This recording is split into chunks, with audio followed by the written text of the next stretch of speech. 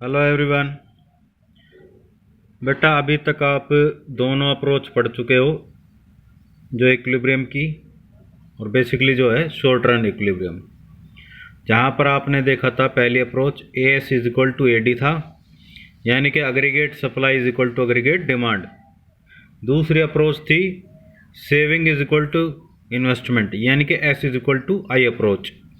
अब इसके बाद हम देख लेते हैं एक नया concept, shift in equilibrium. Shift का मतलब सरकना, या तो ऊपर या नीचे, वो डिपेंड करता है सिचुएशन पर। अब क्योंकि यहाँ पर सामने लिखा हुआ इम्पैक्ट ऑफ एडिशनल इन्वेस्टमेंट, यानी कि आप और इन्वेस्टमेंट कर रहे हो। बेटा एक सबसे बड़ी बात है, जैसे आप बिजनेस में पैसा लगाते हो, बिजनेस को बढ़ाओगे तो इनकम ज़्यादा जनरेट होगी, इनकम ज़्यादा जनरेट होगी तो खर्चा भी ज़्यादा किया जाएगा। और एक बात और बता देना चाहता हूँ कि जिस तरह से क्रेडिट क्रिएशन प्रोसेस में आपने देखा था कि प्रियंका ने जो 1000 रुपये जमा करवाए थे, उसके बेस पर बेटा 10,000 रुपये टोटल डिपॉजिट्स हो गए थे, यानी कि 10 गुना डिपॉजिट्स, और 9,000 के लोन्स हो गए थे, यानी कि 9 गुना के लोन्स, और 1,000 रुपये कैश रिजर्व आरबीआई के पास जमा करा दिए थे। यानी कि वहाँ पर कुछ मल्टीप्लायर इफेक्ट होता है कि जितना भाई पैसा जमा होता है उसका कई गुना ज़्यादा बैंक क्या करता है, लोन दे देता है। इसी तरह से यहाँ पर भी सेम इफेक्ट है, मल्टीप्लायर इफेक्ट। जितना आप इन्वेस्टमेंट करते हो उसका कई गुना ज़्यादा इनकम जनरेट होती है। जब इनकम जनरेट होगी तो बेटा आप खर्चा भी करोगे, और खर्चा करना एग्रीगेट एक्सपेंडिचर होता है, और एग्रीगेट एक्सपेंडिचर को हम अग्रीगेट डिमांड भी बोलते हैं। तो यहाँ पर बेसिकली क्या है, जो इन्वेस्टमेंट में आप इंक्रीज कर रहे हो तो उससे एडी का लेवल, यानी कि अग्रीगेट डिमांड का लेवल बढ़ेगा। इन्वेस्टमेंट बढ़ेगी तो सबसे पहली बात इनकम बढ़ेगी, इनकम बढ़ने से खर्चा बढ़ेगा, जो कि अग्रीगेट डिमांड बढ़ेगी। फिर उसके बाद अगर इन्वेस्टमेंट कम होती है तो इनकम कम होगी, इनकम कम होने से आप खर्चा कम कर पाओगे तो अग्रीगेट डिमांड भी कम होगी। यहाँ पर मैंने ये डायरेक्ट लिख दिया, तो आप सीधा कॉन्टैक्ट देख सकते हो कि दोनों के बीच पॉजिटिव रिलेशनशिप है। अब इसकी बात हम देख लेते हैं, इसका डायग्राम। बेटा यहाँ पर आपने ओ एक्स एक्सिस पर वाई इनकम और जीडीपी ले रखा है, इधर एएस और एडी ले रखा है, राइट। अब बेसिकली क्या है कि इन्वेस्टमेंट बढ़ाने से क्या फ़र्क पड़ता है वो देख लेते हैं। क्योंकि अग्रीगेट एक्सपेंडिचर को हम एडी बोलते हैं, और अग्रीगेट एक्सपेंडिचर या एक्सपेंडिचर क्या होता है, कंजप्शन एक्सपेंडिचर प्लस में इन्वेस्टमेंट एक्सपेंडिचर। पहले जो ई पॉइंट है, ये वाली लाइन एडी की थी जो कि सी प्लस में आई थी, अब ये थोड़ा सा बढ़ गया है क्योंकि यहाँ पर हम सिर्फ क्या कर रहे हैं, इन्वेस्टमेंट एक्सपेंडिचर को बढ़ा रहे हैं। बाकी आप ये लगा के चलो आपका कंजप्शन कांस्टेंट है, ठीक है। एडी में जो फर्क पड़ रहा है वो इन्वेस्टमेंट की वजह से, इतना इन्वेस्टमेंट बढ़ गया, जो कि यहाँ पर ये इक्विलिब्रियम पॉइंट नया सेट हुआ है, y is equal to S और is equal to A D. ये पॉइंट था यहाँ पर y is equal to A S is equal to A D, ए पहला पॉइंट ये था। अब देखो ये इन्वेस्टमेंट बढ़ाने से इक्विलिब्रियम पॉइंट ए की बजाय बी पर है, यानी कि इक्विलिब्रियम पॉइंट ऊपर चला गया। अगर इन्वेस्टमेंट घटा देते तो बेटा ये पॉइंट और नीचे आ जाता, यहाँ पर आता, ठीक है। अब एक बड़ी बात है ई एफ, ये आपकी इन्वेस्टमेंट इतनी बढ़ाई है, चेंज इन इन्वेस्टमेंट जो है वो ई एफ है। इस इन्वेस्टमेंट के चेंज होने से बेटा इनकम में आप देख सकते हो बहुत ज़्यादा फर्क पड़ गया है, यानी कि कई गुना ज़्यादा, जिसको आप जे के से डिनोट कर रहे हो। अब ये 45 डिग्री पे क्यों बना हुआ है ये आपको पता है, क्योंकि वाई और A S is equal to A D, sorry Y is equal to A S, दोनों बराबर होते हैं, तो दोनों बिल्कुल एग्जैक्ट वही है, तो उसमें कोई दिक्कत नहीं है। वो बिल्कुल बीचों बीच एक लाइन खींचेगी और 45 डिग्री पर बनेगी। अब यहाँ पर इक्विलिब्रियम पॉइंट ऊपर सेट हो गया, ठीक है। Because of change in investment या delta Y, equilibrium GDP increases from OJ to OK, OJ से ओके हो गया, यानी कि इक्विलिब्रियम पॉइंट बढ़ गया है। या फिर इसको आप इस तरह से कह सकते हो कि पहले ये पॉइंट था, अब ये पॉइंट हो गया इक्विलिब्रियम का, तो इस तरह से बढ़ जाता है। पॉइंट ए क्या करता है, इनिशियल इक्विलिब्रियम पॉइंट है जो, यहाँ पर A D is equal to C plus में आई है, वो आपको पता ही है। अब क्योंकि यहाँ पर हम कंजप्शन को कांस्टेंट लेके चल रहे हैं, सिर्फ इन्वेस्टमेंट में फ़र्क पड़ रहा है, तो वहाँ पर बेसिकली क्या है, आपका इक्विलिब्रियम पॉइंट ये हो जाएगा ओके ओके यहाँ तक। फिर इसके बाद है additional investment has multiplier effect. ये आपको मैं ऑलरेडी बता चुका हूँ कि जितना आप इन्वेस्टमेंट करते हो उसका कई गुना ज़्यादा इनकम जनरेट होती है, और वही मल्टीप्लायर इफेक्ट होता है। ठीक है, इन्वेस्टमेंट में चेंज होने से इनकम में चेंज होगा, जो कि बेसिकली डायग्राम में किससे दिखाया गया है, EF ये इन्वेस्टमेंट का चेंज है, JK ये इनकम का चेंज है। तो ये क्या है basically, JK is greater than EF, क्योंकि इनकम कई गुना ज़्यादा जनरेट हुई है जितना आपने इन्वेस्टमेंट किया है, राइट। ये बेटा चीज़ investment multiplier and its mechanism वही है, जितना आप इन्वेस्टमेंट करते हो उसका कई गुना ज़्यादा इनकम जनरेट होती है, और इसी को हम इन्वेस्टमेंट मल्टीप्लायर या आउटपुट मल्टीप्लायर भी बोलते हैं। ये वो फैक्टर है जिसके द्वारा बेटा जितना आप इन्वेस्टमेंट करते हो उससे कई गुना ज़्यादा या तो इनकम जनरेट होती है या आउटपुट। आउटपुट मतलब प्रोडक्शन, क्योंकि हम जानते हैं Y is equal to AS।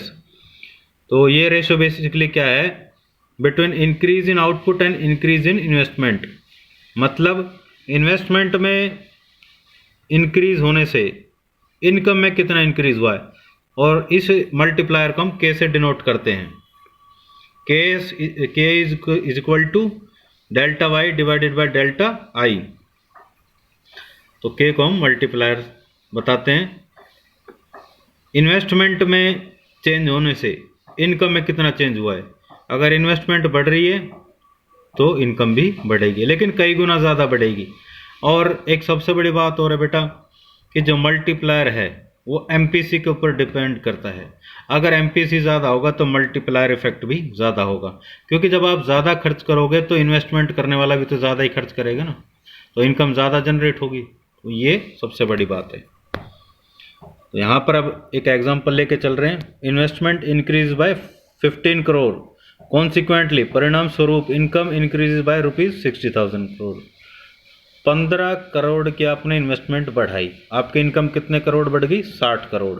तो मल्टीप्लायर कितना निकला, 60/15, तो 4 टाइम्स। अब रिलेशनशिप है मल्टीप्लायर एंड MPC, आपको पहले ही बता दिया है, पॉजिटिव रिलेशनशिप होती है। अगर MPC बढ़ेगा, भाई खर्चा आप ज़्यादा करोगे, जो आपकी एडिशनल इनकम है उसका आप ज़्यादा खर्चा करोगे, तो बेटा सप्लाई करने वाले को सप्लाई भी तो बढ़ानी पड़ेगी। और वो सप्लाई कैसे बढ़ेगी, इन्वेस्टमेंट बढ़ाकर, प्रोडक्शन ज़्यादा करके। तो MPC बढ़ेगी तो आपका मल्टीप्लायर भी बढ़ेगा, MPC कम तो मल्टीप्लायर इफेक्ट भी कम। इसको हम दूसरे तरीके से और बता सकते हैं। पहला K का फॉर्मूला आपने देखा, delta Y divided by delta I। दूसरा फॉर्मूला इसका क्या है, KS is equal to 1/1 minus MPC। इस तरह से भी आप मल्टीप्लायर की वैल्यू निकाल सकते हो। दूसरा हम जानते हैं MPC प्लस में MPS इज इक्वल टू 1, तो 1 माइनस MPC है, MPC क्या होगा, MPS। तो K is equal to 1/MPS, right. अब बेटा यहाँ पर बेसिकली हम एक एग्जांपल लेके चल रहे हैं। अगर मान लो MPC 0.5 है, तो हम यहाँ पर ये भी चेक करेंगे कि MPC बढ़ने से मल्टीप्लायर पर क्या इफेक्ट पड़ता है। हालांकि आपको पता है MPC बढ़ेगा, K बढ़ेगा, यानी कि मल्टीप्लायर इफेक्ट बढ़ेगा, और MPC घटेगा तो मल्टीप्लायर इफेक्ट भी घटेगा। तो K is equal to 1/1 minus MPC। MPC 0.5 है तो 1/1 माइनस 0.5, तो 0.5 आएगा। 0.5 से 1 को डिवाइड करोगे तो आ जाएगा ये आपका 2 टाइम्स। अब मान लो MPC 0.8, यानी कि 80% आप एडिशनल जो अपनी इनकम है उसका खर्च करते हो, तो इसको लेके चलते हैं। तो यहाँ पर 0.2 आ जाएगा, 2 5 10, तो 5 टाइम्स। तो आपने ये देखा जैसे MPC बढ़ रहा है तो ये बढ़ता जा रहा है। अगर मान लो MPC को आप बेटा 1 लेके चलते, 1 माइनस 1 0, तो 0 से किसी चीज़ को डिवाइड करते तो इनफाइनाइट आता, यानी कि MPC बढ़ेगा तो आपका मल्टीप्लायर इफेक्ट बढ़ता चला जाएगा। अब यहाँ पर एक चीज़ दे रखी है, how do we find that K is equal to 1/1 MPC, कि K की वैल्यू हम किस तरह से फाइंड कर सकते हैं। हालांकि K की हम दूसरी वैल्यू भी जानते हैं, वो क्या है, delta Y divided by delta I, ये पहली इक्वेशन है। अब इसके अलावा हम ये भी जानते हैं y is equal to C plus में I in a state of equilibrium, ये बता रखा है। इसी तरह से इनकम में जो चेंज होगा वो क्या चेंज होगा, कंजप्शन में प्लस में इन्वेस्टमेंट में, और इन्वेस्टमेंट में जो चेंज होगा वो क्या है, delta Y minus delta C, यानी कि इनकम में जितना चेंज हो रहा है उसमें से आप कंजप्शन का चेंज घटा दोगे तो वो इन्वेस्टमेंट का चेंज आ जाएगा। अब हमने क्या किया, पहले इक्वेशन में जो कि ये है delta Y divided by delta I की वैल्यू क्या निकली है, ये हमने इसमें पुट कर दिया।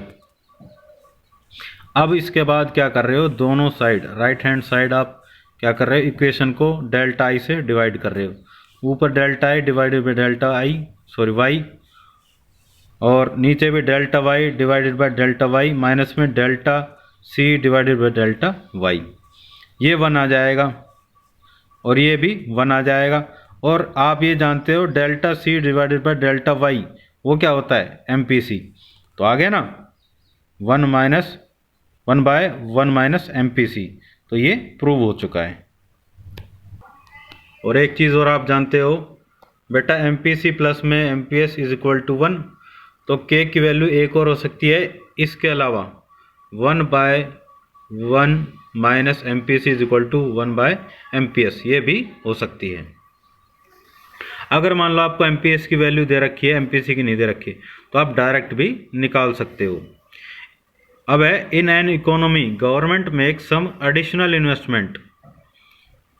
इन्वेस्टमेंट करती है और government, find multiplier value when MPC 0.5, बेटा ये तो साफ साफ दिख रहा है, and increase in income is equal to ₹1000।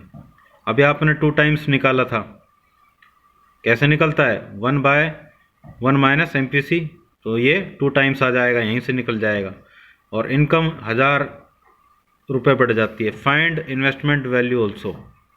अब हम देख लेते हैं, ये आपने दोनों तरीके से देखा, ये फॉर्मूला हमने पूरा रख लिया, पहला दूसरा तीसरा। K की वैल्यू क्या होती है, delta Y divide by delta I is equal to 1/1 minus MPC is equal to 1/MPS। तो इनकम में कितना चेंज हुआ, 1000 का, डेल्टा आई हमें नहीं पता है, अभी देख लेते हैं। अब इसके अलावा K की वैल्यू और क्या है, 1/1 माइनस MPC, तो आ जाएगा वो 2 टाइम्स, राइट। तो K की वैल्यू हम पहले इक्वेशन में रख देते हैं, K की वैल्यू आ गई 2 और इनकम है 1000 और डेल्टा आई हमें नहीं पता, निकालने के लिए क्या करेंगे बेटा, ये इधर आ जाएगा और ये क्रॉस मल्टीप्लाई, तो आपका जो डेल्टा आई है यानी कि एडिशनल इन्वेस्टमेंट है जो आपने या गवर्नमेंट ने लगाई हो 500 आ गई है। So additional investment by the government is equal to ₹500, ये करोड़ों में आप लगा के चलो, ठीक है।